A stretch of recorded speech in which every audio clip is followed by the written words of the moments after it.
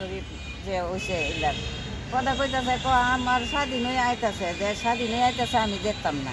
আচ্ছা এরপরে স্বাধীনের আগে ওই ওনার ফর্দা নিছি, ফর্দা নেওয়ার পরে স্বাধীন হয়েছে দেখছে না। এরপর রোজা শরীফ করতেছে না, হ্যাঁ। বাক্স বানায়া মাটির রোজার মাইতে দিয়া গেছে গা, মাটির কবর কইরা দিয়া গেছে গা।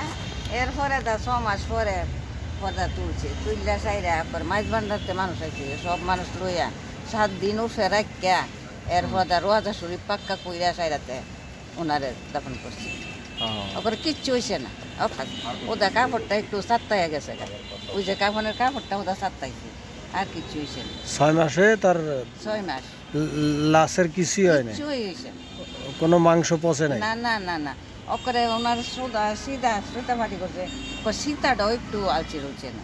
মানে চুলের সীতাটাও, হ্যাঁ সীতাটা চুলের সীতাও এলোমেলো হয় না। এলোমেলো হয়েছে না। ওনার পুরো নাম কি? হ্যাঁ, ওনার পুরো নাম কি? আপনাকে এই যে হুজুর সানবান্ডার। সানবান্ডার জি, না, ওনার নাম কি সানবান্ডার? সানবান্ডার।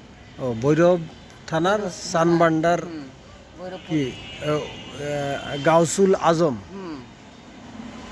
এটা হলো মাছ ভান্ডার। গাউসুল আজম মাছ ভান্ডার। আচ্ছা আচ্ছা, এই হলো বন্ধুরা কি গাউসুল আজম মাছ ভান্ডারের কবরস্থান, মাজার বলে ওনারা। তো উনি স্বাধীনের সময় মারা গেছে, সংগ্রামের সময় মারা গিয়েছে। তো মারা যাওয়ার পরে 6 মাস পরে দেশ স্বাধীন হওয়ার পরে আবার উঠানোর পরে ওনাকে আবার পরিপূর্ণভাবে কবর দেওয়া হয়েছে।